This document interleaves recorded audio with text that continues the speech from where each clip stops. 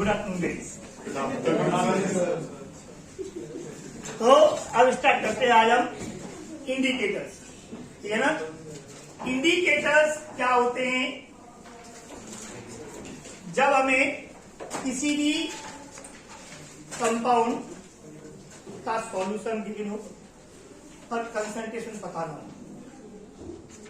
ठीक है ना, और या फिर जब हमें साथ में एक ऐसा कंपाउंड हमें देखे इसकी सॉल्यूशन हमें कंसंट्रेशन पता हो, तो हम उस दोनों की रिएक्शन करवा के हमें पता लगा सकते हैं कि उस अननोन सॉल्यूशन की कंसंट्रेशन भी क्या होगी। किसी भी अननोन सॉल्यूशन की concentration with the help of known that is standard solution से जो हम करते हैं process that is called titration. उस टाइट्रेशन में जब रिएक्शन दोनों कंपाउंड के बीच कंप्लीट होती है उस टाइम पर लॉ ऑफ इक्विवेलेंस कहता है कि इक्विवेलेंस बराबर होने चाहिए, और उस समय हम लोग लॉ ऑफ इक्विवेलेंस के अकॉर्डिंग दोनों के इक्विवेलेंस बराबर करके किसी भी अननोन कंपाउंड की नॉर्मेलिटी एंड अगेन उसकी हेल्प से मोलैरिटी और कंसंट्रेशन टर्म्स में किसी भी टर्म्स में कंसंट्रेशन फाइंड आउट कर सकते हैं। इस प्रोसेस को हम क्या बोलते हैं? Titration. But this process totally depend कि रिएक्शन जब कंप्लीट हो जाए तो हमें पता लग जाए और मैं कंप्लीट होते ही उस रिएक्शन को स्टॉप कर सकूं। इसके लिए हम क्या लेते हैं? क्वांटिटी ग्लास, जिसमें हम एक सॉल्यूशन फिल करेंगे जिसका एक known volume with help of pipette हम डालेंगे इसके अंदर, पता होता है हमें नाप के मेजर करके डाला है। एक ब्यूरेट जिसके अंदर हम दूसरा सॉल्यूशन, कोई भी नोन अननोन ले सकते हैं लेकिन एक सॉल्यूशन इसमें और एक इसमें। हम इस सॉल्यूशन में जब आपका इस ड्रॉप बाय ड्रॉप इसके अंदर ऐड करते हैं रिएक्शन होना शुरू होती है, मतलब दोनों कंपाउंड रिएक्टिव होने चाहिए। जैसे फॉर एग्जांपल अगर हम करें एसिड बेस टाइट्रेशन, एक एसिड हो एक बेस हो या एक रिड्यूसिंग एजेंट एक ऑक्सीजन एजेंट, तो क्या बोलेंगे उसको? Redox titration. वो टाइप कई टाइप से हो सकते हैं according two reactions. Volumes use किए जा रहे हैं liquid solutions, that is it is called volumetric titration. तो इस टाइट्रेशन में जब ये दोनों रिएक्शन कर रहे हैं, अगर एक कलरलेस सॉल्यूशन है आफ्टर रिएक्शन भी कलरलेस है तो मुझे पता नहीं लगेगा कि रिएक्शन कंप्लीट कब होगी, तो मैं इसे स्टॉप नहीं कर पाऊंगा। इसलिए मैं इसके अंदर एक ऐसा कंपाउंड ऐड करता हूं जो रिएक्शन कंप्लीट होने पर अपना कलर चेंज शो करके हमें इंडिकेट कर देता है कि रिएक्शन कंप्लीट हो गई, आप इस प्रोसेस को स्टॉप कर दीजिए। जैसे कलर चेंज होता है मैं इसे स्टॉप करता हूं, कितना वॉल्यूम यूज हुआ इससे मुझे मेजर करके V2 चल जाएगा। इस तरह से मुझे स्टैंडर्ड सॉल्यूशन की नॉर्मलिटी वॉल्यूम पता था, नंबर ऑफ इक्विवेलेंट्स, जितना वॉल्यूम यूज हुआ है V2 मैंने मेजर कर लिया, नंबर ऑफ इक्विवेलेंट्स क्या हुआ? Normality into volume. इस तरह से जो अननोन फिगर था मेरे सामने नॉर्मलिटी, वो कैलकुलेट करने पर मुझे पता लग जाएगा। That method is called titration. And the compound जो हमें बता रहा है कि रिएक्शन कब स्टॉप करनी है, और वो कैसे बता रहा है? अपना कलर चेंज कर, पहले कलर को छोड़ता रिएक्शन कंप्लीट कलर को छोड़ हम स्टॉप करते हैं, तो इनको हम क्या बोलते हैं? इंडिकेटर्स। ऐसे इंडिकेटर्स जो एसिड बेस टाइट्रेशन में यूज होते हैं, ये इंडिकेटर कैसे वर्क करते हैं आज हम ये स्टडी करेंगे। मतलब हर टाइप के टाइट्रेशंस में इंडिकेटर्स की फंक्शनिंग वर्किंग अलग अलग टाइप से होती है, ठीक है ना।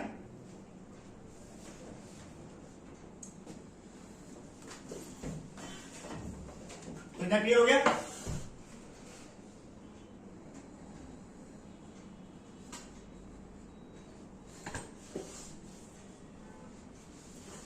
ओके, तो यहां पर अब इसको ध्यान रखो आप लोग कि अब इंडिकेटर कौन से स्टडी करने हैं।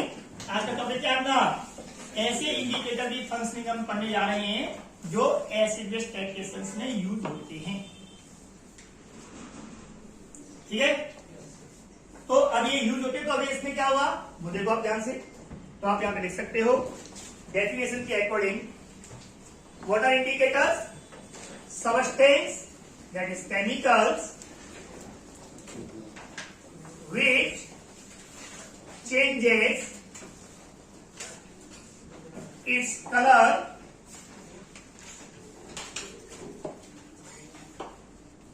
at end point।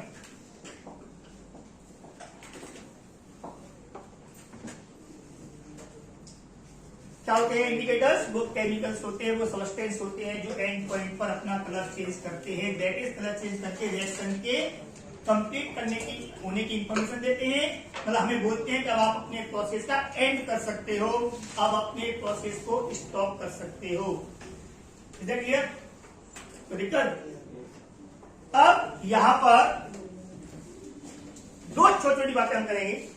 सबसे पहला तो यह कि एंड पॉइंट का मतलब क्या हो गया, जब मैं रिएक्शन को स्टॉप कर रहा हूं, ठीक है ना, बात समझ आ गई। अब यहां पर हम एक पॉइंट और पढ़ेंगे, इक्विवेलेंट पॉइंट। क्या पढ़ेंगे? इक्विवेलेंट पॉइंट क्या होता है? इक्विवेलेंट पॉइंट होता है जहां पर दोनों सब्सटेंस के नंबर ऑफ इक्विवेलेंट्स एग्जैक्ट बराबर हो जाते हैं। क्या होता है इक्विवेलेंट पॉइंट? इक्विवेलेंट पॉइंट होता है द वॉल्यूम, मतलब final reading of burette, burette की जो फाइनल रीडिंग है वो eight which number of equivalents of both reactants becomes equal, that is reaction is completed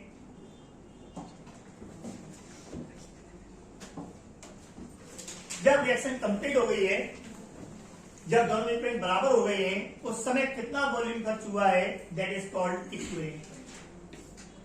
समझा गया? एंड पॉइंट क्या होता है?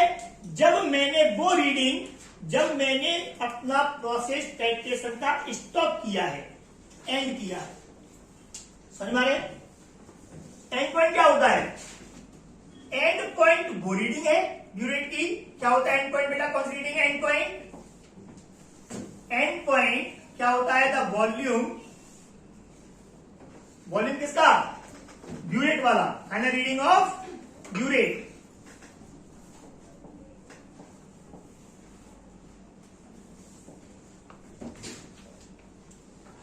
At which titration process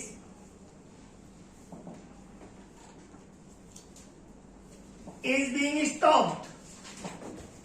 जब मैंने टाइट्रेशन प्रोसेस को स्टॉप किया है, उस समय की रीडिंग क्या है? ये दोनों जो रीडिंग है ये अलग अलग होती हैं। और मेरे सामने प्रॉब्लम क्या है? प्रॉब्लम ये है कि अगर मैं लॉ ऑफ इक्विवेलेंस बनाना चाहता हूं तो मुझे नंबर ऑफ इक्विवेलेंट्स के अकॉर्डिंग इक्विवेलेंट पॉइंट पता होना चाहिए, बट ये मैं एक्सपेरिमेंटली टाइट्रेशन के अकॉर्डिंग पता नहीं कर पाता हूं। क्यों?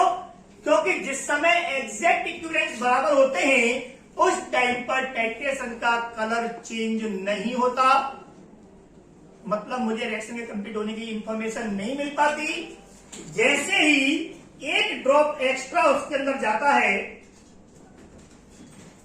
जैसे कलर चेंज हो जाएगा, कलर चेंज होती है मैं स्टॉप कर दूंगा, तो उस एक्स्ट्रा ड्रॉप की वजह से इक्विवेलेंट्स क्या होंगे? अब कम ज्यादा हो जाएंगे।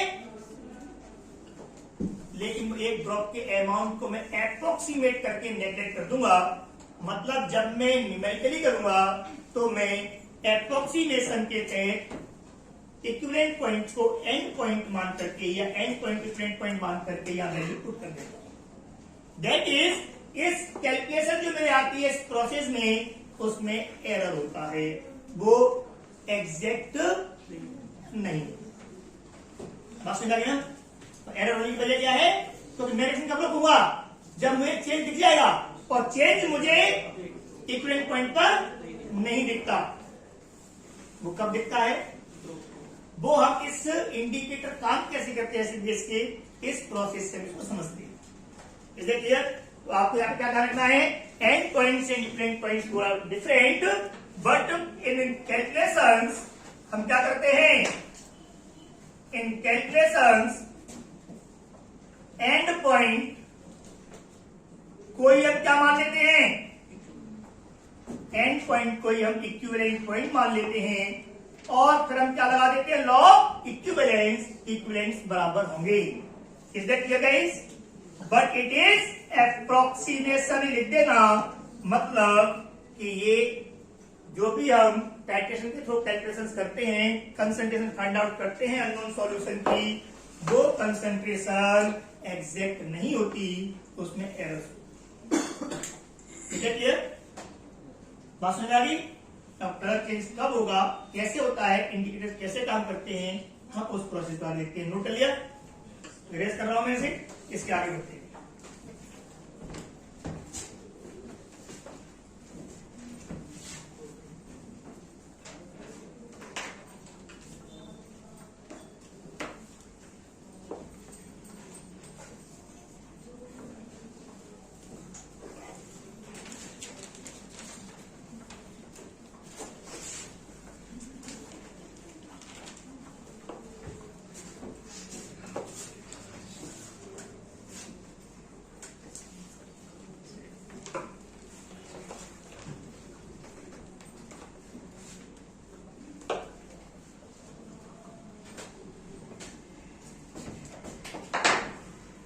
आप आगे यहां पर हेडिंग देख सकते हो, वर्किंग ऑफ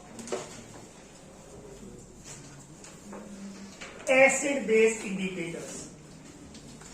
ये वर्क कैसे करते हैं, मतलब इनका कलर चेंज कैसे होता है, इस प्रोसेस को अगर हमें समझना है तो सबसे पहले ये जानना बहुत जरूरी है कि वो इंडिकेटर्स जो एसिड बेस टाइट्रेशंस में यूज होते हैं, ये वीक एसिड्स या बेसेज होते हैं। पहला कंडीशन ये याद रखना है, these are weak acids और weak bases। क्या होते बेटा ये? और जनरली बात करो आप तो जनरली ये ऑर्गेनिक होते हैं। कैसे होते हैं? ऑर्गेनिक एसिड्स और वीक बेसेस वीक होते हैं, और ये हम इनका यूज करते हैं। ठीक है ना? Is that clear? बात समझ आ गई? अब इसकी वर्किंग को समझाने के लिए दो थ्योरी दी कि काम कैसे करते हैं, इसकी थ्योरी कितनी दी गई? दो। क्या थ्योरी दी गई? पहली थ्योरी इसमें दी गई,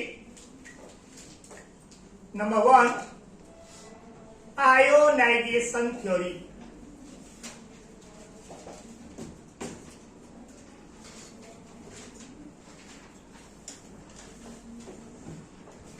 कुछ लोगों ने बताया कि कलर चेंज कैसे होते हैं, उसने जो कंसेप्ट बताया उस थ्योरी को क्या बोलते हैं?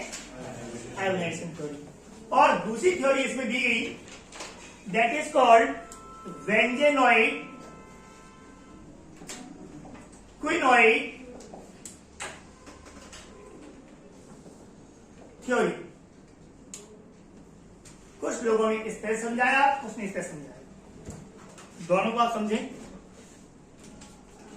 आयोनाइजेशन थ्योरी ये कहती है कि इंडिकेटर वो सब्सटेंस होते हैं, indicators has different colours of its ionised and unionised form.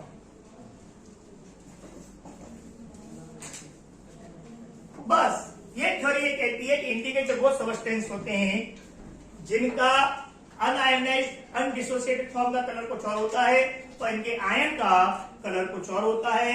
अगर ऐसी प्रॉपर्टी उसके अंदर है तो आप उसे एल इंडिकेटर यूज कर सकते हो, अगर ऐसा नहीं है तो आप उसके एल इंडिकेटर यूज नहीं कर सकते। जैसे सिंपल सा CH3COH ऑर्गेनिक एसिड है, वीक एसिड है, जब ये टूटा तो किसमें टूटा? CH3CO- में।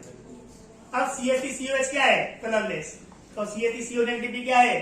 कलरलेस। तो आप इस वीक एसिड का यूज एज इंडिकेटर नहीं कर सकते हो। Is that clear guys? समझ में आई ना? मतलब ये इंडिकेटर हम सिलेक्ट करेंगे तो वही कर सकते हैं जिसमें ये प्रॉपर्टी हो। बात समझ लगी ना? पक्का?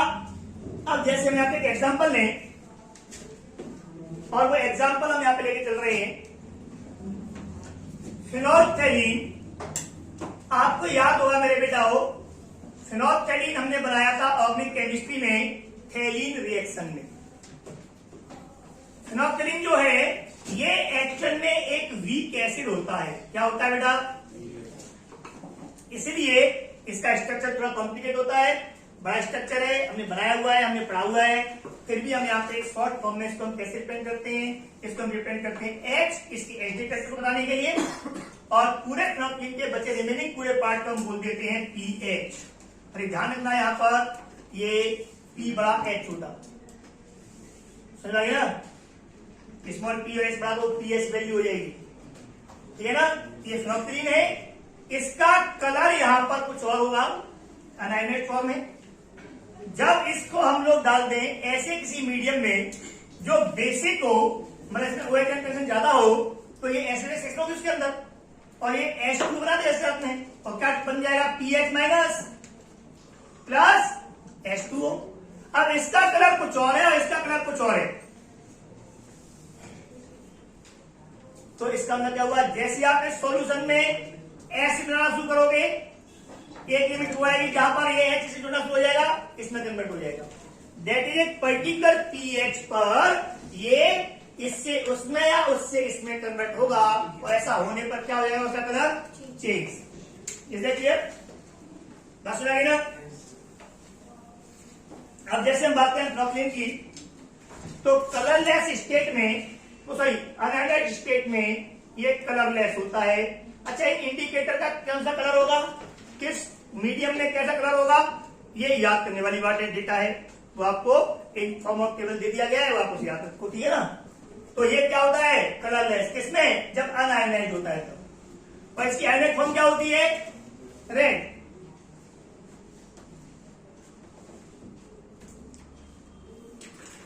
बात सुन रही है? तो ये कैसे काम करेगा, समझ में आ रहा है? कैसे काम करेगा ये? कि जैसे ही मीडियम एसिडिक से बेसिक होगा या बेसिक से मीडियम होगा, ये आपका कलरलेस से रेड या रेड से कलरलेस होकर के कलर चेंज करेगा, और जैसे कलर चेंज होगा मैं रिएक्शन को वहीं स्टॉप कर दूंगा। Is that clear? बात सुन आ गई? ड्रॉप कर दे। अब मेरे बेटा हो, आप सब जानते हो, जब मैं एसिड बेस टाइट्रेशन कर रहा हूं, उसमें मैंने क्या यूज किया हुआ है? इंडिकेटर यूज किया है। ये भी क्या है? वीक एसिड है। तो जो मैं वहां पर बेस होगा उसके अंदर, वो जिस एसिड से मैं टाइट्रेशन कर रहा हूं उससे रिएक्शन करने के साथ साथ इससे भी रिएक्शन करेगा ना। ये भी एसिड है, मतलब इसकी रिएक्शन से यहां पर भी आपका क्या बनेगा? कॉन्जुगेट बेस बनेगा। इसका अनहाइड्रेटेड फॉर्म कॉन्जुगेट एसिड रहेगा, और जब भी कोई आपका वीक एसिड अपने कॉन्जुगेट बेस के साथ होता है, जिसको हमने क्या कहा था? ब्रिटिश सॉल्ट, वो है तो कॉन्जुगेट बेस ही ना। तो ऐसे सॉल्ट को क्या बोलते हैं? बफर। इसका मतलब एसिड बेस टाइट्रेशन में जो हमें एंड पॉइंट का सॉल्यूशन मिलता है, उस सॉल्यूशन को हम इंडिकेटर वाला बफर कह सकते हैं। तो इंडिकेटर कितना यूज करते हैं? 2-4 drop, only to show colour change. बात समझ आ गई ना? तो हम इसको क्या मान सकते हैं? जब रिएक्शन कंप्लीट हुई तो उसमें क्या मान सकते हैं? उसे इस इंडिकेटर का बफर मान सकते हैं। और इंडिकेटर का बफर मान सकते हैं तो इसके अकॉर्डिंग ये कौन सा बफर हो गया? HD buffer. तो उस एचडी बफर के लिए जो पीएच होगा इस बफर के रेस्पेक्ट में, वो पीएच क्या होगा बेटा? पीएच बराबर PKIN। अभी एसिड है उसको मैं PK लिखूंगा, कंफ्यूज हो सकते हैं कौन सा एसिड, क्योंकि हम उसमें एसिड टाइट्रेशन में कैसे यूज कर रहे हैं ना, तो उसके लिए हम PK यूज करेंगे। इसके लिए क्या यूज करेंगे आप? IN indicator. बस ये ध्यान रहे कि अगर इंडिकेटर एसिडिक है तो pH बराबर PKIN, अगर इंडिकेटर बेसिक हुआ तो क्या हो जाता है यहाँ पर? VOH to PKIN। Is that clear? Plus log of conjugate base किसका? pH माइनस इसके लिए। बात समझ आ गई? Divide by weak acid HPH। कोई दिक्कत भाई? इस तरह से अगर मुझे उस एंड पॉइंट पर सॉल्यूशन का पीएच पता हो, इंडिकेटर का मुझे PKIN जो कांस्टेंट वैल्यू होती है हर एक प्लेट के लिए पता हो, आयोनाइजेशन कांस्टेंट, ये कांस्टेंट के पार्ट होते हैं, फिक्स टेम्परेचर पे क्या होते हैं? हमेशा कांस्टेंट बताया था आपको, ये मुझे पता हो तो मैं पता लगा सकता हूं कि किसी भी इंडिकेटर का एंड पॉइंट पर उसके आयोनाइज्ड और अनआयोनाइज्ड फॉर्म का रेशियो क्या है। बात समझ आ गई ना। और अगर यहाँ पे बेसिक होता तब भी ऐसे काम करता, और बस यही कहानी यहाँ पे हमारे सामने वो क्लियर कर देगी इक्विवेलेंट पॉइंट को और एंड पॉइंट के डिफरेंस। बात समझ आ गई बेटा। अब क्या है सुनो, जिस समय pKin की वैल्यू जितनी है उतनी ही एंड पॉइंट पे पीएच भी हो सॉल्यूशन की, या ऐसा इंडिकेटर जिसका pKin किसी भी कैलकुलेशन के एंड पॉइंट पे जो पीएच होता है सॉल्यूशन का उसी के पास पास ऑलमोस्ट बराबर या बराबर हो, तो वो इंडिकेटर उस कैलकुलेशन के लिए सबसे बेस्ट होता है। क्या होता है? सबसे बेस्ट होता है। Is that clear?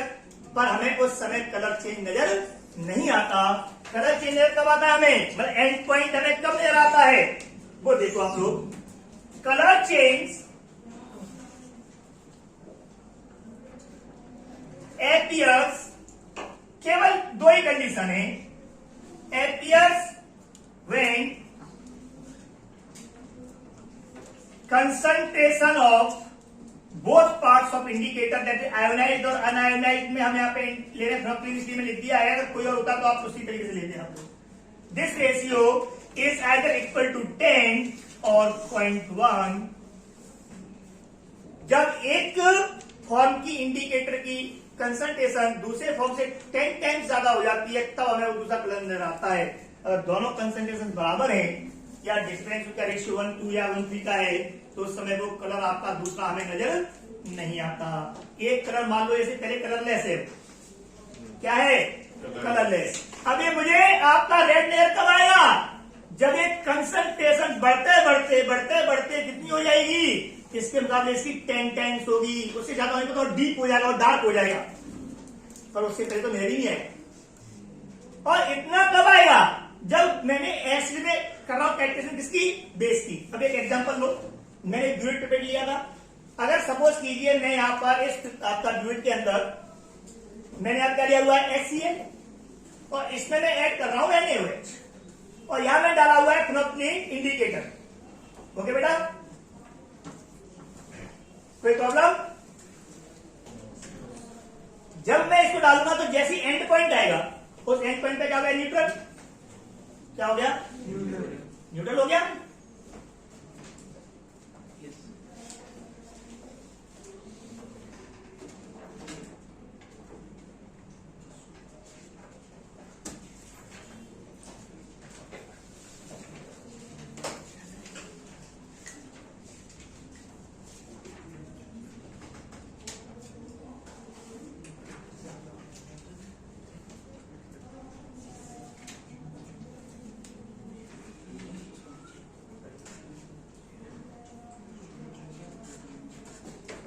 फिनोल्फथलीन जो है, इस फिनोल्फथलीन के लिए pKin होता है for phenolphthalein, for HPH, pKin indicator इसकी फिनोल्फथलीन का आयोनाइजेशन कांस्टेंट का जो pK वैल्यू है वो कितनी होती है आपकी 9.6। कितनी होती है बेटा? 9.6। समझ ना। तो जैसे ही यहां पर NaOH जब मैं इसके अंदर ऐड करूंगा, अगर इक्विवेलेंस बराबर हो गए तो उस समय क्या हो जाएगा, सॉल्यूशन न्यूट्रल। इक्विवेलेंट पॉइंट पे क्या होगा, नंबर इक्विवेलेंट बराबर, सॉल्ट करने का स्ट्रॉन्ग बेस pH 7.1 डिग्री पर। उस समय इस फिनोल्फथलीन है वो भी क्या रहेगा, कलरलेस। मुझे पता नहीं लगेगा रिएक्शन हुई कि नहीं। जैसे ही NaOH की एक एक्स्ट्रा ड्रॉप इसके अंदर जाएगी वो pH को क्या कर देगी, स्ट्रॉन्ग बेस है एकदम से बढ़ा देगी, और जैसे pH एकदम से बढ़ाएगी वो pH आपका इसके pKin से क्या निकल जाएगा, ऊपर। 9.6 से क्या निकल जाएगा, ऊपर। जैसे ही ऊपर निकलेगा मतलब क्या हुआ कि यहां पर रेशियो बढ़ गया किसका, इसके मुकाबले इसका। बात समझ आ गई ना। और जैसे इससे बढ़ेगा रेशियो बढ़ती क्या हो जाएगा, ये कंसंट्रेशन जैसी बढ़ेगी हमें क्या हो जाएगा, सॉल्यूशन रेड। यहां कलर रहता है इसमें चेंज हो गया ना, बेस एक्स्ट्रा OH जाते ही पहले बेस किसको कर लेते हैं, एसिड को न्यूट्रलाइज, एसिड को ना HCl को। अब एक्स्ट्रा ड्रॉप NaOH की किसे करेगी रिएक्शन, इस वीक एसिड से, तो इसे आयनाइज करेगी ना। आयनाइज फॉर्म का कलर कैसा है, रेड। तो जैसे ये आपका आयनाइज फॉर्म कब तक बराबर तक बनेगी, 1 मोल लिया था, आधा मोल बन गया, तब तक भी कलर नजर हमें नहीं आएगा। समझ आ गई ना? ये मेरी नजरों का दोष है, ये हमारी लिमिटेशन है हमारे विजन की। हमें नजर कब आएगा? हमें नजर तब आएगा जब इसकी कंसेंट बढ़ते जैसे होते होते कितनी हो जाएगी इसकी, इसके मुकाबले 10 टाइम्स ज्यादा। इसका उल्टा सोच लो, अगर पहले से रेड फॉर्म में है और अगर मुझे वो आपका कलर गायब दिखे, वो कलर गायब कब दिखेगा? जब उसमें एसिड मिलाने पर पीएच डिक्रीज इतना हो जाए, या यूं कहें कि उसमें इतना एच उसको मिल जाए कि इसके वापस से ये क्या हो जाए 10 टाइम्स। जिस 10 टाइम्स होगी वो क्या हो जाएगा? कलर गायब। तो मुझे नजर कब आता है कलर चेंज? जब इंडिकेटर की आयोनाइज्ड और अनआयोनाइज्ड फॉर्म की कंसेंट्रेशन का रेशियो एक दूसरे के रेस्पेक्ट में क्या हो 10 टाइम्स, 10 टाइम्स कम या 10 टाइम्स ज्यादा। तो मैं रिएक्शन कब रोकूंगा? जब मुझे कलर चेंज आएगा तब। और कलर चेंज कब आएगा? फिर ये भी नजरों का दोष है, जब मैं एक्स्ट्रा ड्रॉप NaOH की मिला दूंगा, या अगर मैं रिएक्शन कर रहा था क्या, इसमें मैंने क्या लिया था कि मैंने यहां पे लिया है NaOH और क्या मिला रहा में HCl, और इसमें क्या डाला है मैंने इंडिकेटर। अभी क्या होगा ये रेड, बेसिक मीडियम में क्या होगा बेटा ये रेड आयोनाइज्ड। अभी क्या था ये पहले कलरलेस, कलर नजर कब आएगा? जब NaOH एक्स्ट्रा गिर जाएगा तभी आयोनाइज्ड फॉर्म आएगी। तो अगर मैं इंडिकेटर किस में लगाया हुआ है बेस में, तो पहले से वो क्या होगा रेड। अब मैं क्या डाल रहा हूं HCl, न्यूट्रल पॉइंट तक ये रेडी लिखेगा मुझे। जैसी जैसी एसिड ड्रॉप जाएगी, अभी ड्रॉप जाके क्या करेगा, ये जो आपका पीएच माइनस था क्या था, ये इसमें इस फॉर्म में एडजस्ट करेगा आपका जैसे बेसिक मीडियम पीएच माइनस में। जैसी मीडियम एसिड बढ़ेगा इसको एच मिलती क्या हो जाएगा वो HPS कलरलेस। पर इससे HPS जो बन रहा है वो कितना बन जाए, इसका बचा हुआ अमाउंट है उससे वो कितना हो 10 टाइम्स ज्यादा। सुई कलर क्या हो जाएगा गायब, और मैं रिएक्शन स्टॉप कर दूंगा। इसका मतलब जहां रिएक्शन एग्जैक्टली कंप्लीट हो रही थी वहां पे स्टॉप नहीं की ना मैंने। इसका इक्विवेलेंट पॉइंट और एंड पॉइंट क्या होते हैं अलग अलग, लेकिन इक्विवेलेंट पॉइंट पर नाप नहीं सकते, तो कलर चेंज नजर आ ही नहीं रहा। तो अगर मैं कैलकुलेशन करूंगा तो मैं तो कौन सी वैल्यू लूंगा, तो एंड पॉइंट पे लिया रही है, वो एग्जैक्ट न्यूट्रल पॉइंट तो नहीं बता रही। इसीलिए एप्रोक्सीमेट वैल्यूज होती हैं, दैट इज टाइट्रेशन से हमें जो अननोन कंपाउंड की कंसंट्रेशन मिलती है वो एप्रोक्सीमेट कंसंट्रेशन होती है, वो एक्यूरेट कंसंट्रेशन नहीं होती। Is that clear? बात सुनाई दे रही पक्का? तो इस तरह से आपका बफर का ही कंसेप्ट आपका तो उस पूरे सोर्स में सब चीजों को नेगलेक्ट करके उसको इंडिकेटर बफर मानते हुए आप लोगों से ऐसे न्यूमेरिकल पूछे जा सकते हैं। और कौन सा इंडिकेटर बेस्ट होता है? जिस इंडिकेटर की रेंज न्यूट्रल पॉइंट के पीएच से ऑलमोस्ट नेक्स्ट। तो ऐसे टाइट्रेशंस जिनमें स्ट्रॉन्ग बेस यूज किया जा रहा होता है उनके लिए फिनोल्फ्थालीन सबसे बढ़िया इंडिकेटर है, क्योंकि स्ट्रॉन्ग बेस में न्यूट्रल पॉइंट पर पीएच एक ड्रॉप एक्स्ट्रा NaOH मिलते ही स्ट्रॉन्ग बेस होने की वजह से एकदम से 7 से कहां पहुंचेगी 10-12 में। तो हमें तो चेंज भी चाहिए कितनी थी 9.6 से जरा ऊपर, मतलब 9.9 10 टाइम्स करना है तो कितना हो जाएगा आपका 10.3। 10 टाइम्स का मतलब log 10 की वैल्यू कितनी होती है यार 1, तो 9.3 से कितनी हो जाएगी, बढ़ाए तो 10.3 कम करें तो 8.3 इसके रेंज में। और पीएच चेंज कितना होगा, एक फालतू ड्रॉप देती है NaOH की सीधा 10-12 के साथ से, मतलब इसको बात करने करना है ना। तो ऐसे टाइट्रेशंस के लिए कौन सा इंडिकेटर बेस्ट हुआ, फिनोल्फ्थालीन। पता किससे लगा, इंडिकेटर की पीकेआई वैल्यू से, और वही टेबल में आपको बना के दी हुई है। अब हम इन वैल्यूज के थ्रू, इस कंसेप्ट के थ्रू हर टाइप की टाइट्रेशन के लिए सूटेबल इंडिकेटर का पता लगा सकते हैं। Is that clear? ऐसे टाइट्रेशन जिनमें स्ट्रॉन्ग एसिड यूज किया जा रहा है, क्या यूज किया जा रहा है, उन सबके लिए हम कौन सा इंडिकेटर यूज करेंगे, जिसकी पीकेआई वैल्यू है काफी कम हो, क्योंकि स्ट्रॉन्ग एसिड में पीएच क्या होता है बहुत कम, 2-3 के आसपास। बात सुन रही हो? तो उनके लिए क्या यूज करेंगे हम, जिसका पीकेआई क्या हो कम।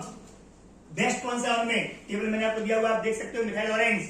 आप याद करना कितना होता है पीकेआई उसके लिए 3.7 कितना होता है। तो जैसे ही न्यूट्रल पॉइंट पर HCl की ड्रॉप फालतू एक्स्ट्रा गिरेगी वो क्या कर देगी, क्या कर देगी बेटा, वो pH के अंदर 2-3 चली जाएगी।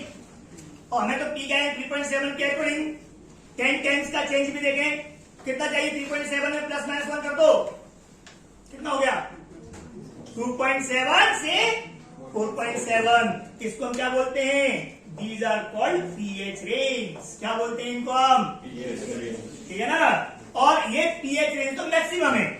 अगर कोई इंडिकेटर इससे भी कम रेंज में काम कर रहा है मतलब और भी बेस्ट है, मतलब 10 टाइम्स से पहले की रेंज शो कर देगा तो मुझे उतना ही फालतू अमाउंट न्यूट्रल पॉइंट के अलावा जो मिला रहा हूं वो कम मिलाना पड़ेगा। तो pH रेंज जितनी कम होती है वो इंडिकेटर उतना ही बढ़िया होता है, क्योंकि वो थोड़े से आपके अमाउंट में भी ज्यादा कलर चेंज शो करता है। तो मुझे एक्स्ट्रा अमाउंट मतलब एरर जो आएगा वो ज्यादा नहीं आएगा। Is that clear.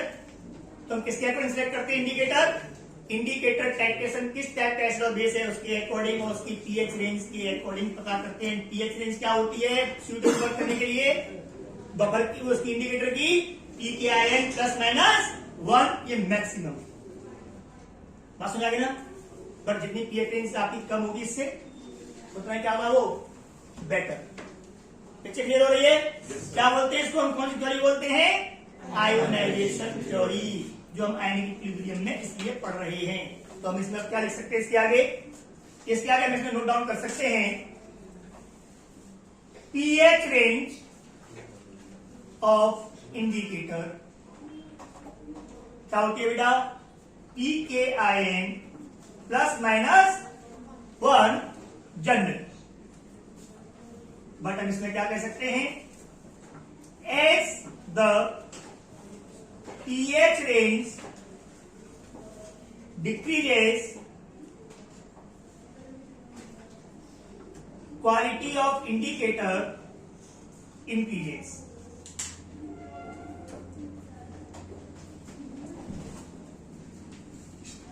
That is,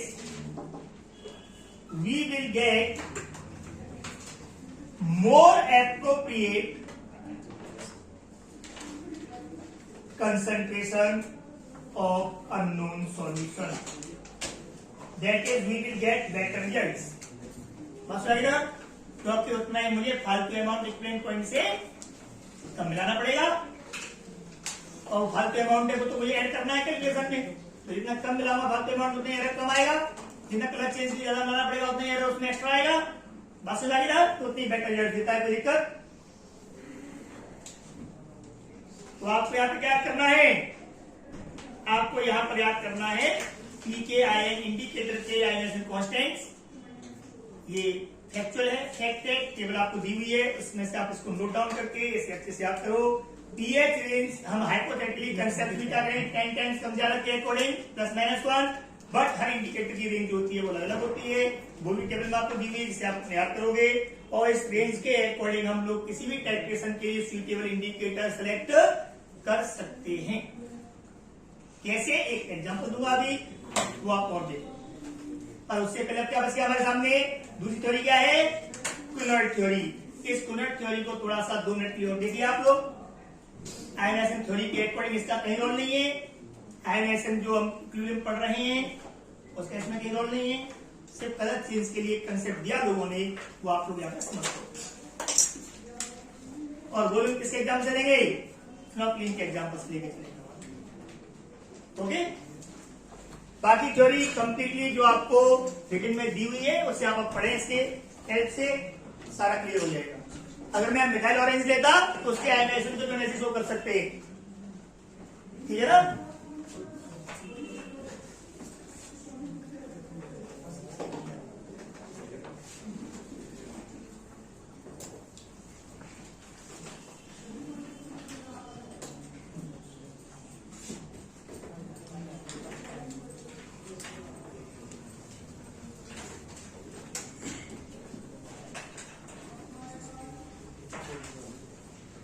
तो हम यहाँ पर बेंजोइक कुनर्ड थ्योरी के लिए फिनोप्सिलिन का एग्जांपल वापस से लेते हैं, क्योंकि ये कंपाउंड अपने ऑर्गेनिक केमिस्ट्री में पढ़ा हुआ है।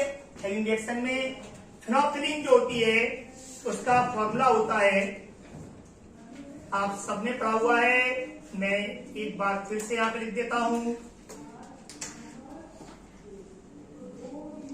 अगर मैं कोई गलती करूं तो आप बता देना मुझे, है ना। अगर आपने नहीं बताया तो मैं समझ लूंगा कि मैंने जो पढ़ाया है वो आपने याद नहीं किया है।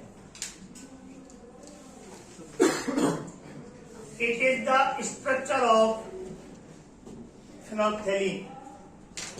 जैसे ही मैं फिनोल्फथैलीन में बेसिक करना शुरू करता हूं, मीडियम को बेस बनाना शुरू करता हूं, हम जानते हैं फिनोलिक को एसिडिक होता है नेचर में, टॉपिक में अच्छे से पढ़ चुके हैं इस कैरेक्टर को।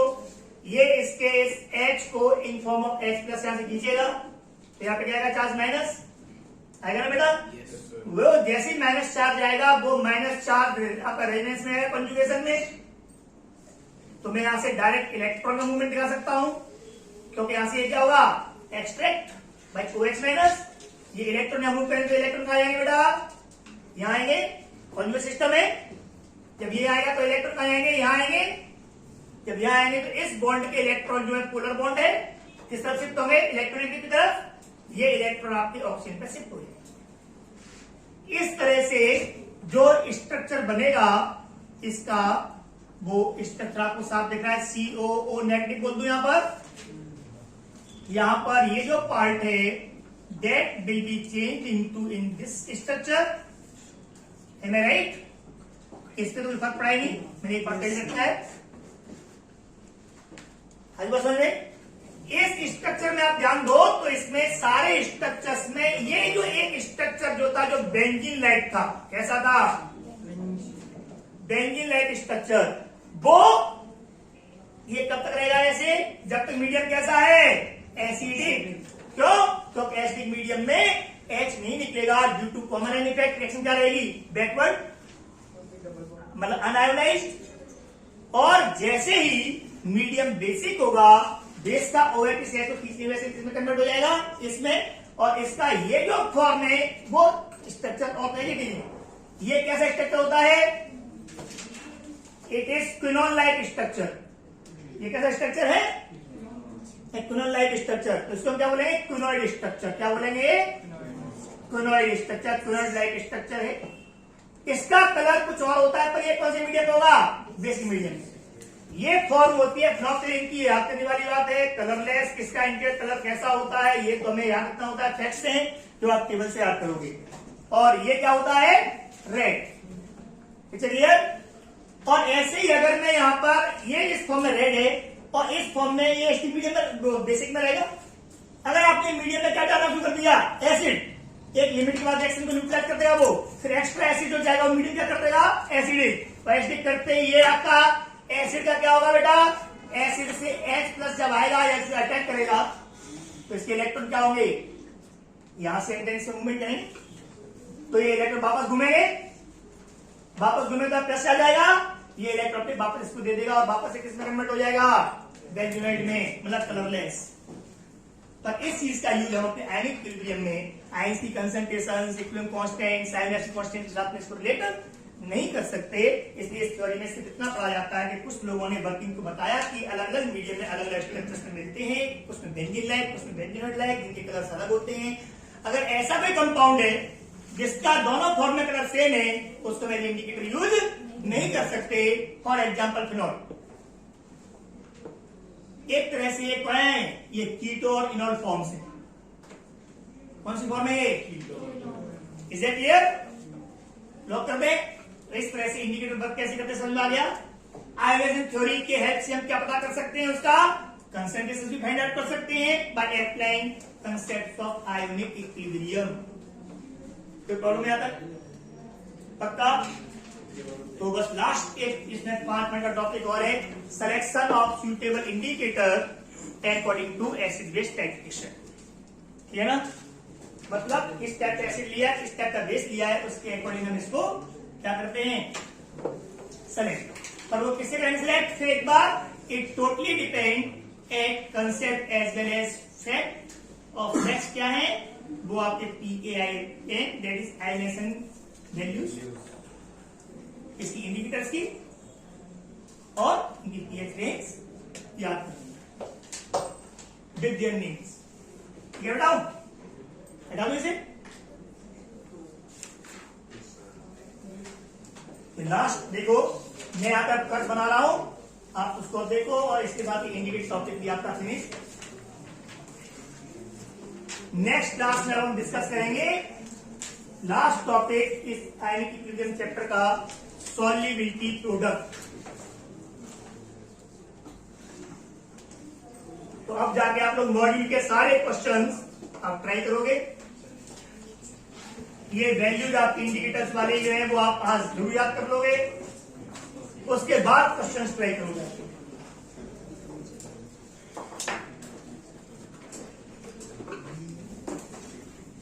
तो आप लिखें सिलेक्शन ऑफ suitable indicator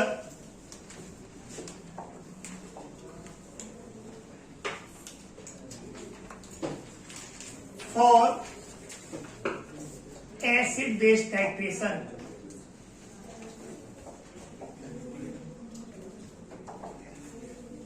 और वो क्या है टाइट्रेशन के आप टाइप देख लें। यहाँ पर पहला टाइट्रेशन होगा आपका strong acid strong base titration, मतलब आप एक अननोन और नोन में दोनों स्ट्रॉन्ग हैं, तो पहले आप टाइट्रेशन को स्टडी कीजिए। इसके लिए कर्व कैसे बनेगा, मैं आपको यहां पर दो कर्व बना रहा हूं, क्योंकि हम दो तरह से, मैंने आपसे कहा था ड्यूरेट और पिपेट में हम कोई भी कंपाउंड ले सकते हैं। ड्यूरेट में एसिड और कॉन्वेक्स फ्लास्क में बेस, या उल्टा कर सकते हैं, ड्यूरेट में बेस और कॉन्वेक्स फ्लास्क में एसिड। बात सुन ना? तो हमारे कर्व है वो किस तरह से लेंगे हम लोग, ध्यान दो। मैं यहां पे कह रहा हूं, मैं पहला कर्व ड्रॉ कर रहा हूं, वो कर्व ड्रॉ कर रहा हूं मैं टाइट्रेशन किसका, HCl का वर्सेस मतलब अगेंस्ट NaOH। इसका मतलब होता है जो जिसके अगेंस्ट करते हैं, दैट वाज टेकन इन ड्यूरेट। किसमें लेते हैं उसको हम, तो इसका चेंज होगा लगातार वॉल्यूम टाइम के साथ। और कॉन्वेक्स फ्लास्क में तो हमने किसे लिया था, पिपेट से जितना भी लिया फिक्स अमाउंट लिया, कांस्टेंट वैल्यू है। इसीलिए कर्व जब हम ड्रॉ करेंगे तो किससे करेंगे, वेरिएबल के साथ। और यहां पर किसका वॉल्यूम लेंगे, वॉल्यूम ऑफ NaOH कंज्यूम। और वो कहां से मिलेगा हमें, टाइम के साथ, हर टाइम पर किससे मिलेगा, ड्यूरेट की रीडिंग से। और क्या हम देखेंगे दूसरा वेरिएबल, उस सॉल्यूशन की pH, जो कहां पे लेंगे, इस पर। अगर आपसे कर्व पूछ लिया जाए या आपको दिया हुआ हो किसका, टाइट्रेशन ऑफ NaOH अगेंस्ट और versus HCl, it means now you have taken HCl in ड्यूरेट, so you have to measure different volumes of HCl at different time intervals and measure pH of the conical flask। Conical flask में तो reaction, तो उसका pH नापती आएगी। तो अगर आप इसका curve draw करें तो ये आप लोग समझदार हो मेरे बेटा हो, ध्यान दें आप लोग, आप काफी इंटेलिजेंट बच्चे हो। 2, 4, 6, 8, 10, 12 इस तरह से मैं pH रेंज लेगा। थोड़ा सा मेरे लिए आसान रहेगा ड्रॉ करना।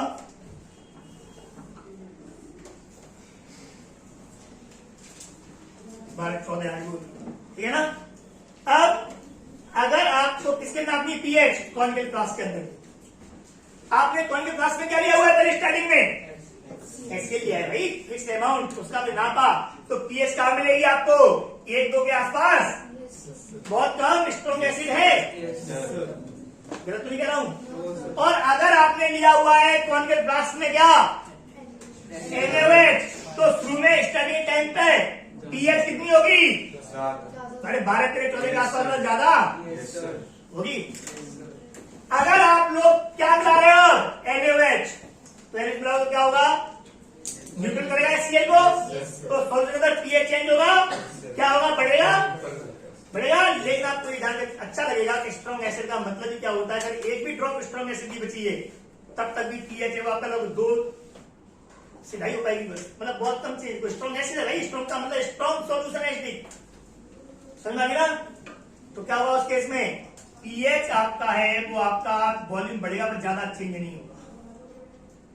लेकिन जैसे ही एक ड्रॉप गिरी और ये मान लीजिए उस ड्रॉप में आधी ड्रॉप थी, उसने HCl को कंप्लीटली न्यूट्रल कर दिया और आधी ड्रॉप फालतू थी। वो फालतू ड्रॉप किसकी थी? बेस की। कौन सा बेस है वो? स्ट्रॉन्ग बेस का मतलब pH एकदम से स्ट्रॉन्ग बेस से क्या पहुंचेगा? 12 नहीं तो 11 का साथ पहुंच जाएगा। मतलब जरा से वॉल्यूम चेंज पर एक कर्व आपका क्या हुआ? बहुत लो से बहुत हाई पहुंचेगा। फिर आप बढ़ाओगे उसमें तो फिर क्या, फिर थोड़ा सा चेंज होगा, फिर आपका लगभग फिर अब 14 से थोड़ी जा रहा है, फिर तो आपको वॉल्यूम भी साथ साथ बढ़ रहा है ना यार। तो number of moles per volume है ना, जब आप मिला रहे हो उसमें तो आपका सिर्फ NaOH थोड़ी मिल रहा है, साथ में पानी भी जा रहा है ना, वॉल्यूम तो जा रहा है साथ में। तो इस तरह से करवाए। और अगर आपने ध्यान लिया था तो क्या होगा? समझ गए ना? एक लिमिट तक क्या होगा? थोड़ा डिक्रीज। अब ऐसे मिला रहे हैं, लेकिन जैसे ही कोई 12 केस ड्रॉप आदि हमने मिलाई और आदि न्यूट्रल वाला क्या हुआ?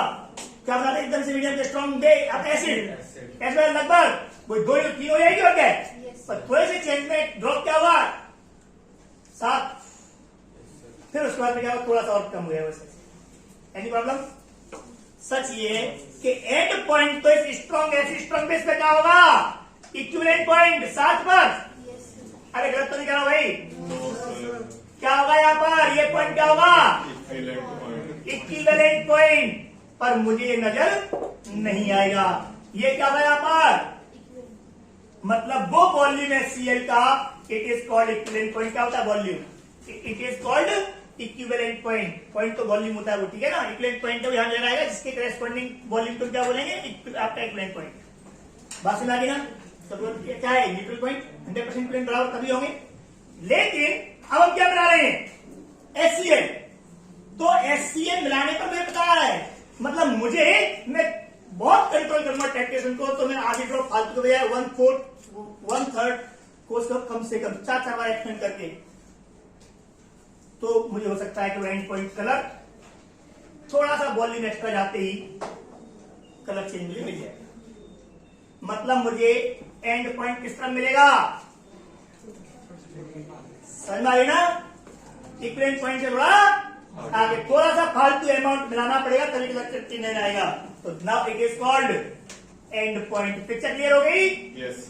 तो ये आपसे क्वेश्चन ऑलरेडी पूछ सकता है कि एंड पॉइंट की जगह कहां पर है? इक्विवेलेंट पॉइंट से ऊपर नीचे कहां जगह पूछ सकता है। Is that clear? और यहाँ पे आप पूछ सकता है। क्लियर हो गया बेटा? ऐसे यहाँ पे कहो तो यहाँ पे इक्विवेलेंट पॉइंट के बाद में एंड पॉइंट कब देना है आपको? वॉल्यूम अभी भी देना आएगा, थोड़ा फालतू वॉल्यूम बनाना पड़ेगा ना ड्यूरेट का, लेकिन पॉइंट कहां जाएगा? अब बात समझ में आ गई? तो पोजीशन है वो एंड पॉइंट की इक्विवेलेंट पॉइंट से कर्व पे नीचे है कि ऊपर, लेकिन इस पे क्या होगी हमेशा? ऑलवेज ज्यादा वॉल्यूम। समझ आ गई ना? ऑलवेज वॉल्यूम ज्यादा होगा, बट कर्व पे वो पोजीशन क्या होगी उसकी? तो ये इक्विवेलेंट पॉइंट और ये एंड पॉइंट। ओके बेटा? Picture clear? ये क्या है? And point. कर समझ में आ गया? बट इसमें कौन से इंडिकेटर्स बढ़िया रहेंगे सूटेबल? जिनकी पीएच रेंज या तो बहुत कम हो या बहुत ज्यादा हो। तो ऐसे 2 है, मिथाइल ऑरेंज और फिनोल्फथैलीन। टेबल में आपको दिए हुए देखिए, याद कर लेना इसको, आपसे पूछ सकता है, पर दोनों इक्वली सूटेबल हैं। तो आपका बेस्ट इंडिकेटर्स कौन से हुए इसके लिए? स्ट्रॉन्ग एसिड में फिनोल्फथैलीन और methyl orange. Is that clear? Lock करते हैं। इसके आगे वाले जो कर्व हैं अब आप लोग खुद से ड्रॉ कर सकते हो। चलो एक बार मैं एक कर्व और बता देता हूं, और 2 तरह से आएगा, ध्यान रखना किस तरह से। मैं दूसरा कर्व ड्रॉ करूं, जब मैं उसमें ले रहा हूं वीक एसिड स्ट्रॉन्ग बेस। क्या ले रहा हूं मैं? Week acid strong base. अगर मैं वीक एसिड लेता हूं बेटा हो, तो फिर वापस से 2 कर्व। वीक एसिड में मैं क्या लूं? पिपेट में एसिटिक एसिड, और ब्यूरेट में क्या लूं मैं? Strong base. या उल्टा कर दूं मैं, कॉनिकल फ्लास्क में स्ट्रॉन्ग बेस और ब्यूरेट में वीक एसिड एसिडिक एसिड। अब कर देखना ध्यान से, अगर मैंने कॉनिकल फ्लास्क में एसिटिक एसिड लिया हुआ है तो वीक एसिड है। कॉनिकल फ्लास्क का पीएच नापूंगा, वीक एसिड क्या आएगा बेटा? पीएच। इस इससे ज्यादा आएगा ना, एचडी का 4 के आसपास आएगा, मतलब आपका कर्व यहां से स्टार्ट हो जाएगा, पूरा कर्व आपका सेम रहेगा, दैट्स ऑल। क्लियर हो गया पिक्चर? तो अगली ड्रॉप बेस की वैल्यू क्या कर देगी, वो तो वही बढ़ाएगी ना जब बढ़ानी थी एकदम से। अरे समझ गए? बाकी एंड पॉइंट पे सबको सेम है, लेकिन बस इतना होगा कि अब एंड पॉइंट होगा वो साथ नहीं होगा, मैं पीए साथ नहीं होगा एंड पॉइंट पे। अब एंड पॉइंट क्या होगा, अब एंड पॉइंट पर जब इक्विवेलेंट बराबर होंगे तो ना एसिड बचेगा ना बेस, क्या बचेगा, सॉल्ट। और सॉल्ट किसका बचेगा, वो वीक एसिड स्ट्रॉन्ग बेस का, और वीक एसिड स्ट्रॉन्ग बेस के सॉल्ट के सॉल्यूशन का पीएच क्या होता है, मोर देन 7। हम सॉल्ट एनालिसिस पढ़ चुके हैं, pH of the solution of weak acid strong base is equal to 7 plus half pK plus half log C. याद आ रहा है? इसका मतलब वहां पर एंड पॉइंट का हो, इक्विवेलेंट पॉइंट का होगा, इक्विवेलेंट पॉइंट होगा, 7 से थोड़ा क्या होगा, ऊपर होगा। Is that clear? क्या होगा मेरे बेटा, इक्विवेलेंट पॉइंट थोड़ा ऊपर कर दिया, मतलब पीएच 7 से ज्यादा पर। अब इक्विवेलेंट पॉइंट क्या होगा, इक्विवेलेंट पॉइंट अगर आपने में जो पढ़ाया लास्ट क्लासेस से अब तक इतना रोज का आपने याद किया है, पढ़ा है, तो यहाँ को समझने के लिए मुश्किल जैसा कुछ है ही नहीं। एंड पॉइंट क्या होगा यहाँ पर, तो एंड पॉइंट पे पीएच इज मोर देन 7, क्योंकि क्या है ये, एंड पॉइंट पर strong week acid strong base salt का सॉल्यूशन बन जाएगा। Is that clear? Colour change के लिए आपको फालतू अमाउंट बनाना पड़ेगा, किसका बना रहे फालतू, स्ट्रॉन्ग बेस का, इसलिए वो आपका एंड पॉइंट इससे ऊपर ही आएगा। Is that clear?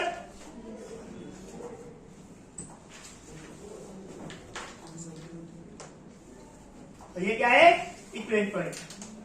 तो चेंज हो गया इक्विवेलेंट पॉइंट, अब साथ में नहीं आएगा। ऐसे अब यहां पे देखिए, यहां पर भी जो इक्विवेलेंट पॉइंट क्या होगा, 7 से ऊपर।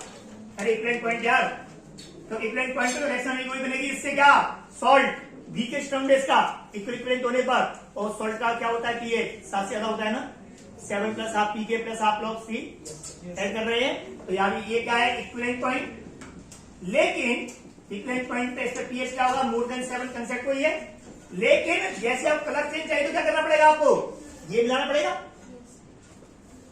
वीक एसिड और वीक एसिड है वो तो चेंज अगर हमें 10 टाइम्स करना है तो थोड़ा सा स्ट्रॉन्ग एसिड वाले ज्यादा लाना पड़ेगा ना, क्या भाई, इसीलिए यहां थोड़ा सा शिफ्टिंग क्या हो जाएगी, ज्यादा ड्रॉप कर जाएगी। कलर चेंज कौन करवा रहा है, वीक एसिड। तो इंडिकेटर के आयनिक और अनआयनाइज्ड फॉर्म के रेशियो को 10 टाइम्स करने में उसको ज्यादा एफर्ट लगेगा। तो ये जो गैप है बीच का वो क्या हो गया, बढ़ गया, मतलब ये गैप जो यहाँ पे वो क्या हो जाएगा, वहां से बेटा बढ़ जाएगा। एंड पॉइंट का गैप वो क्या होगा, बात सुना गई, एंड पॉइंट और इक्विवेलेंट पॉइंट के बीच का गैप क्या हो गया, बढ़ गया। लेकिन ये तो स्ट्रॉन्ग से होगा, पर कितना भी वीक एसिड मिल जाए एक्स्ट्रा, पीएच तो आप बता रहेगा, अरे 4-5 के आसपास। आगे बात समझ में, तो कर्व कहां से स्टार्ट हो कहां जा रहा है, समझ आ रही बेटा।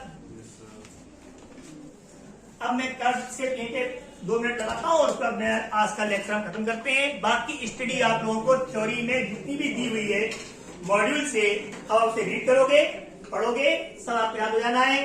बट अब इसके लिए सुइटेबल इंडिकेटर क्या होगा, इसके लिए सुइटेबल इंडिकेटर या तो वो होगा जिसका पीकेआईएन है, वो एचडिक इंडिकेटर है, तो आपका क्या हो, पीएच 4-5 के आसपास हो, ओके बेटा। और वो कौन सा है, मिथाइल रेन, कौन सा है बेटा, बात समझ आ गई।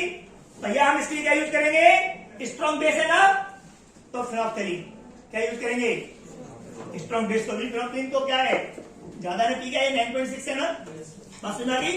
तो इसकी 2 इंडिकेटर ये सुटेबल होंगे। अगर मैंने क्या दिया होता, उल्टा कर दिया इसका, स्ट्रॉन्ग एसिड, अब इसको आप मैं ड्रॉ यही करके दूंगा, वीक बेस, स्ट्रॉन्ग एसिड में HCl लिया, वीक बेस में NH4OH लिया, स्टार्टिंग में क्या हुआ, पीएच आपका 2-3 के आसपास, न्यूट्रल के बाद में क्या मिला रहे हैं, वीक बेस, तो पीएच क्या जाएगा 8-9 के आसपास, बात समझ आ गई। एंड पॉइंट खुद से बनाना, अभी सॉल्ट क्या बनेगा इसमें, strong acid weak base, pH क्या होगा एंड पॉइंट पर, एंड पॉइंट पर लेस देन 7। बात सुन आ गई? खुद से बनाओगे आप? अगर मैं यहाँ पे क्या करता तो स्टार्टिंग में क्या लिया, स्ट्रॉन्ग सॉरी HCl और NH4OH वर्सेस HCl। तो पहले क्या होगा आपका NH4OH पर वही 7-8 के आसपास, 8-9 मान लो, समझ आ गई? और HCl क्या स्ट्रॉन्ग पेपर कर रहेगा, वापस वही इक्विवेलेंट पॉइंट क्या होगा 7 से कम, तो स्ट्रॉन्ग एसिड पे सोल्ट है, एंड पॉइंट से बना लोगे। अगर आपका ये दोनों ही वीक होते, जैसे एसिटिक एसिड और NH4OH या NH4OH और एसिटिक एसिड, पहले पीएच क्या होता 4-5, बाद में आया था 8-9, क्या भाई? Is that clear? इसका इक्विवेलेंट पॉइंट लगभग 7 के आसपास ही होगा, क्योंकि पीकेबी और पीके की वैल्यू पे डिपेंड करता है, तो लगभग ज्यादा अंतर नहीं आएगा, वो डिपेंड करेगा उसकी वैल्यू, ऊपर भी हो सकता है उससे नीचे भी हो सकता है, because pH of weak acid weak base salt is 7 plus half pK minus half pKb, ये कंसेंट्रेशन पे डिपेंड नहीं करता, ठीक है ना? अगर ये वीक है तो कहां से स्टार्ट होगा 7-8 से, और बाद में कहा जाएगा 4-5। मेरे बेटा समझ आ गई बात? कर कुछ आपके इस स्टाइल में नहीं, यहाँ पे आपका क्या होगा इक्विवेलेंट पॉइंट और एंड पॉइंट, क्लियर? अब सुइटेबल एजेंट्स जिनमें स्ट्रॉन्ग एसिड लिया उन सब में क्या हो गया, मिथाइल ऑरेंज पक्का, स्ट्रॉन्ग बेस में फ्लोक्सीन पक्का, ठीक है ना? तो पहले टाइट्रेशन में क्या था, स्ट्रॉन्ग बेस, तो दोनों ले सकते हैं। दूसरा क्या था, स्ट्रॉन्ग बेस और वीक एसिड, तो आप नफलीन ले सकते हैं। तीसरा क्या था, स्ट्रॉन्ग एसिड वीक बेस, तो आप मिथाइल ऑरेंज ले सकते हैं। लेकिन अगर हम बात करते हैं दोनों वीक हो तो दोनों वीक के लिए अगर आपके हो तो फिर आप क्या होते हैं, methyl orange, methyl red, phenol red, is that clear? तो आपके यहाँ दिए हुए हैं इवन लिटमस भी। लिटमस का क्या होता है, PKIN7, थोड़ा 7 से ऊपर थोड़ा 7 से नीचे 6-8 दोनों का वर्क करेगा, तो ऐसा काम क्या होगा 6-8 वीक एसिड वीक बेस में, तो वीक एसिड वीक बेस की बेस्ट तो क्या होगा लिटमस, इज दैट क्लियर? तो आज का लेक्चर से खत्म, आपको ये थ्योरेटिकली सारी बातें समझ लेनी है, न्यूमेरिकली इस इंडिकेटर में से कौन सा कंसेप्ट आएगा, बफर वाला, इज दैट क्लियर? तो आज की क्लास खत्म, सारे क्वेश्चंस इस चैप्टर के आप लोग ट्राई करें, डाउट से वो मंडे से स्टार्ट करेंगे, और इसमें आप लोगों को सिर्फ पूरे चैप्टर में क्या ड्रॉप करना है अभी, सॉल्युबिलिटी एंड सॉल्युबिलिटी प्रोडक्ट, ये हम लास्ट टॉपिक है, नेक्स्ट क्लास में डिस्कस करेंगे, ठीक है भाई?